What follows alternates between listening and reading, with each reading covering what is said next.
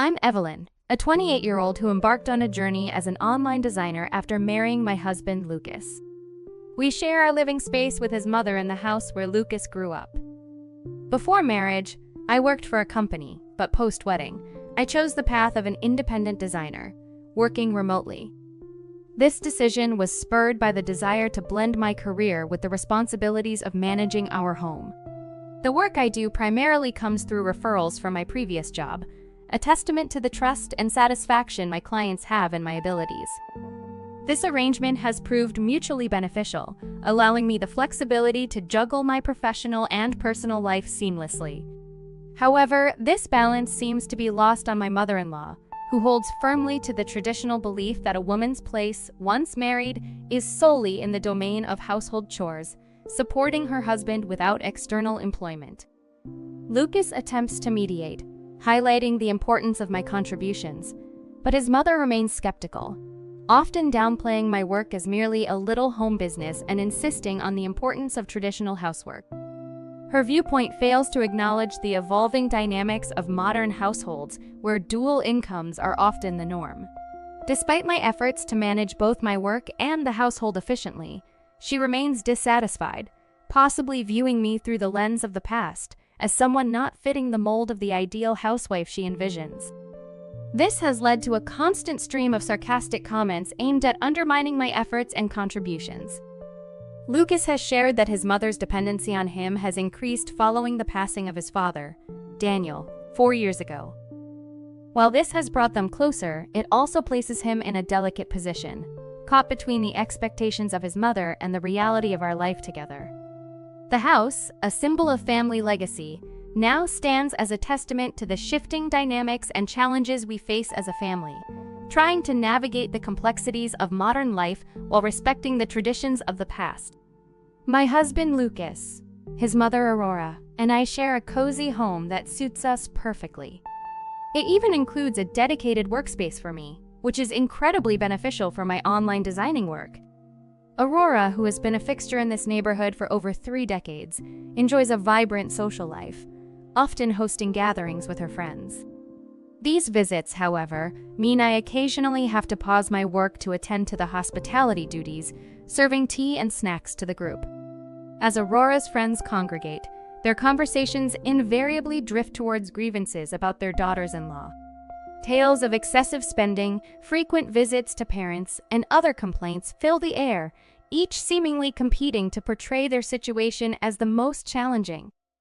Amidst this chorus of discontent, my own efforts to balance professional and domestic responsibilities sometimes receive mention.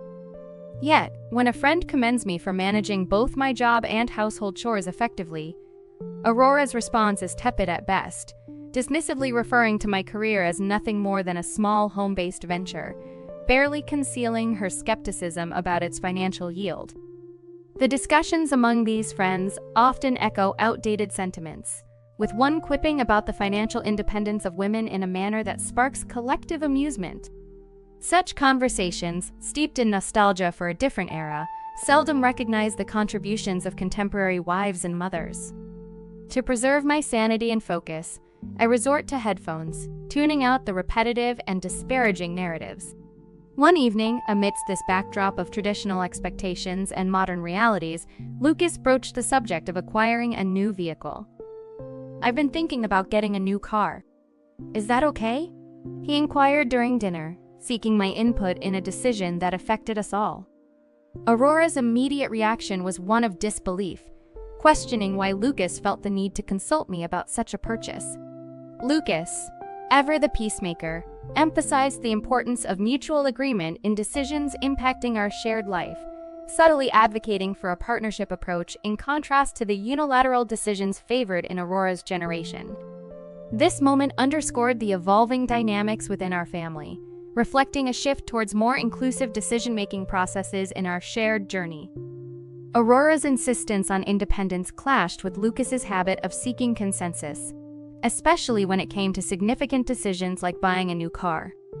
Aurora argued that since Lucas was the sole driver in our family, he should have the autonomy to choose the car he desired without needing to consult anyone. This left Lucas, who usually follows his mother's advice, looking for guidance between us. In an attempt to empower him, I suggested he make the decision himself, hoping to ease the tension. Lucas values both our opinions highly, which is commendable yet sometimes leads to frustration due to his hesitancy to make decisions independently. This trait starkly contrasts with his father Daniel's approach, who was more autocratic in his decisions, a behavior that Aurora found fault in. Yet, paradoxically, Aurora now criticizes the very lack of assertiveness in Lucas that she once lamented in Daniel, attributing Lucas's consultative nature to my supposed influence over him. Aurora's criticism extended to blaming me for Lucas's perceived shortcomings, suggesting that my nagging had rendered him indecisive. Lucas, perhaps caught in the moment or seeking to deflect the tension, echoed his mother's sentiments. This left me in a difficult position, defending myself against unfounded accusations, aware that arguing would be futile. Lucas tends to side with his mother in disputes, creating a rift between us. Despite his apologies and assurances of my importance to him when we are alone, his failure to support me in Aurora's presence has eroded my trust in him. This dynamic has forced me to question the sustainability of our relationship. Lucas's kindness is undeniable, but his reluctance to assert himself, especially in matters involving his mother, presents a significant challenge. I yearn for him to stand up for our partnership. When Lucas excitedly announced the arrival of the new car, his joy was palpable, and even Aurora seemed momentarily pleased. However, her approval came with a backhanded compliment about the car's expense, insinuating that it was acceptable only because it was funded by Lucas's earnings. Lucas chose not to engage with her comment, focusing instead on his new purchase. Witnessing this interaction, I was struck by the complexities of our familial dynamics, the pressures of balancing personal desires with family expectations, and the ongoing struggle to find a middle ground where decisions can be made with confidence and mutual respect. When Lucas returned home, beaming with excitement over his new car purchase, I couldn't help but confront him about the cost. His casual revelation that the car cost $60,000 left me stunned. His response hinted at confusion, reminding me that I had given him the green light to choose any car he liked. Aurora, ever ready to back up her son, chimed in, emphasizing that since I had deferred the decision to Lucas, any subsequent complaints were unjustified. Admittedly, I had encouraged Lucas to make his own choices, but I had naively hoped he would also weigh our financial realities.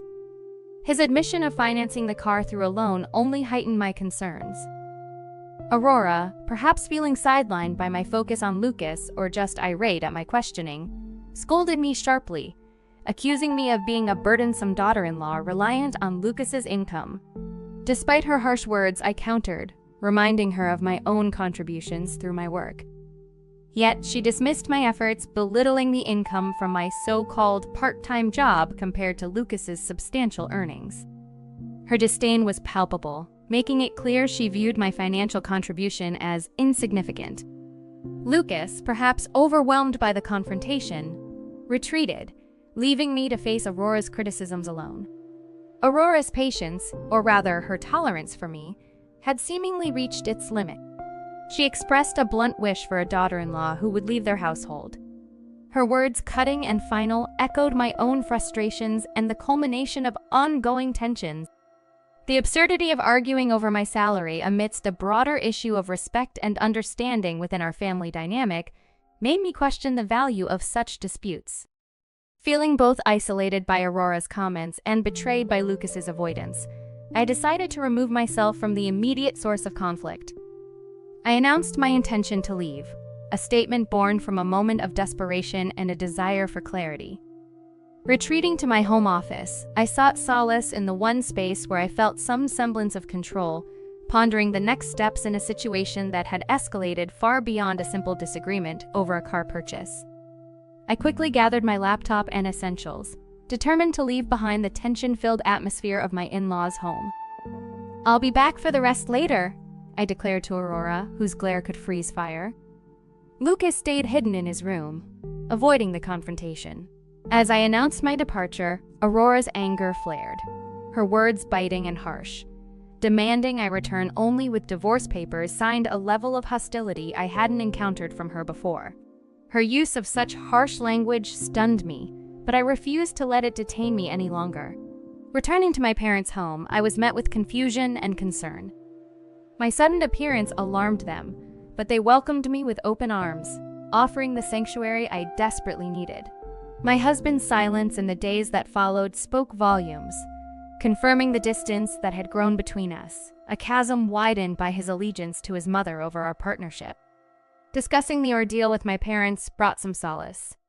They advised that parting ways now, especially without children in the picture, might be the wisest course. Their support, coupled with the independence my job afforded me, fortified my resolve to move forward. When the weekend arrived, my father assisted me in collecting my belongings from the house I had shared with Lucas. Lucas remained out of sight while Aurora chose to stay secluded in her room. Before leaving, I slid the divorce papers under Lucas's door with a simple request for his signature. His response, a muted acknowledgement and the signed papers, underscored the somber end to our marriage. Without a word to Aurora, I departed from a home that, in retrospect, harbored few joyful memories. At the city hall, I submitted the divorce papers, eager to close this chapter of my life swiftly. The simplicity of the legal procedure contrasted sharply with the complexity of the emotional ties being severed.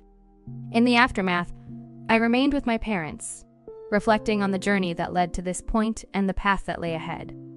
The experience, though fraught with challenges, was a poignant reminder of the importance of mutual respect and support in marriage, a lesson I would carry forward. After settling back into my parents' home, I continued my work, appreciating the flexibility of my job that allowed me to work from anywhere. Despite considering the idea of renting a place for myself, my mother's concerns about safety and the comfort of being with family persuaded me to stay with them for the time being. My father shared similar worries, especially given the unpredictable nature of Lucas and his mother. Their apprehension made me feel more secure staying at home, so I decided to make it my base for a while. 3 months flew by, during which I gradually let go of the memories and ties to my ex-husband and his mother. Then, unexpectedly, my phone rang with an unknown number calling. Initially, I ignored it, assuming it to be a mistake or an irrelevant call. However, persistent ringing led me to finally pick up, only to hear Lucas's voice on the other end. His tone was frantic, questioning why I hadn't answered earlier. I was taken aback, reminding him that as we were no longer connected, I had no reason to respond to an unknown caller. Lucas hastily sought help with a problem concerning his smartphone's connectivity, which I found odd given our severed relationship. I suggested he contact his service provider, not hiding my intention to end the conversation. His next words caught my attention, revealing a deeper issue. It seemed Lucas was struggling financially, a continuation of the situation during our marriage, where his earnings, primarily from selling health products on commission, barely covered essentials. His admission implied that without my contributions, managing payments, especially for the new car, had become challenging. This revelation made me realize the extent of the financial imbalance during our marriage. I had been the one ensuring bills were paid by depositing money into our joint account, which, post-separation, only contained his minimal salary. The timing of our split and the start of the car payments seemed to have exacerbated his financial difficulties. Lucas's silence on the phone spoke volumes. It was clear that the responsibility of managing our finances, which had once been mine, was now a burden he had to bear alone. This exchange, though brief, shed light on the consequences of our separation and the realities we both faced in its aftermath. From that moment forward, I made it clear to Lucas that he would need to navigate his financial challenges without my assistance. Although tempted to add a parting shot, I refrained and simply ended the call. Lucas had likely never disclosed the true extent of his earnings to his mother, who remained oblivious to the fact that our household had primarily relied on my income throughout our marriage. Lucas's pride probably prevented him from admitting that I was the main breadwinner, a fact that might challenge traditional expectations. I was aware that utility services like electricity and water usually have a grace period before being disconnected, with cell phone services typically being the first to go in case of non-payment. This knowledge became relevant when, a few days later, an unexpected visit confirmed the consequences of financial neglect. One weekend morning, the peace was shattered by our doorbell. My father, normally a calm man, was visibly upset, confronting someone outside. My mother and I hurried to see what was happening, only to hear my ex-mother-in-law demanding to see me. Her appearance at our doorstep was a stark realization of my father's concerns about Lucas and his mother's unpredictability. Confronted by her, my ex-mother-in-law angrily accused me of causing their utilities to be cut off due to my cessation of contributions to the household account. The scene escalated until Lucas arrived, attempting to defuse the situation by reminding his mother that I was no longer responsible for their financial upkeep. In the heat of the moment, my ex-mother-in-law mistakenly claimed Lucas was the one earning a substantial salary. I seized the opportunity to set the record straight, revealing that it was, in fact, my salary that had supported us. Lucas, with a heavy heart, confirmed this truth to his mother, who seemed unable to fathom how I could earn so much from what she had dismissed as a part-time job. I clarified once more that my work was a legitimate full-time job, not the casual endeavor she had imagined. The revelation visibly shook her, prompting a bewildered inquiry about Lucas's actual earnings. This exchange not only illuminated the misconceptions she held about me and my profession, but also underscored the financial realities Lucas had concealed from his mother, highlighting the disparity in our contributions to the household and challenging her assumptions about our roles and resources. In a moment filled with tension and disbelief, my ex-mother-in-law, with a voice as fragile as a whisper, asked Lucas to reveal his earnings. His reply, barely audible, confirmed a meager net income of about $700. The revelation hung heavily in the air until she made a startling proposition. With a tone of desperation, she suggested I return to their lives as if our separation had been a mere jest. Her plea, reminiscent of someone grasping at straws, seemed almost pitiable. However, the absurdity of her suggestion left me speechless. Despite my clear refusal, asserting that our divorce was final and binding, she persisted, suggesting a remarriage to Lucas as if it were a simple matter of paperwork. My father, witnessing my astonishment, intervened decisively. His stern warning underscored the finality of our relationship with Lucas and his mother, and at his command, they retreated hastily, leaving behind a promise of police involvement should they trespass again. The audacity of their request left us all in shock, with my mother expressing disbelief and my father's anger palpable. His protective stance affirmed my decision to leave a situation that had become untenable. The aftermath of our encounter revealed the downward spiral Lucas had entered. Selling the family home and assets only to waste the proceeds on gambling highlighted the depth of his irresponsibility. Learning of his mother's subsequent health decline and her placement in a care facility added a somber note to their tale of misfortune. In contrast to that chapter of my life, my current situation is flourishing. My career is thriving, and I've embraced independence, finding solace in solitude. Recently, I've begun a new relationship with a colleague who respects and understands my past. His dedication to his work and responsible nature stand in stark contrast to Lucas's dependency and recklessness. While we haven't formalized our relationship, there's a mutual sense that our future together holds promise, a stark departure from the uncertainty and strife that once dominated my life.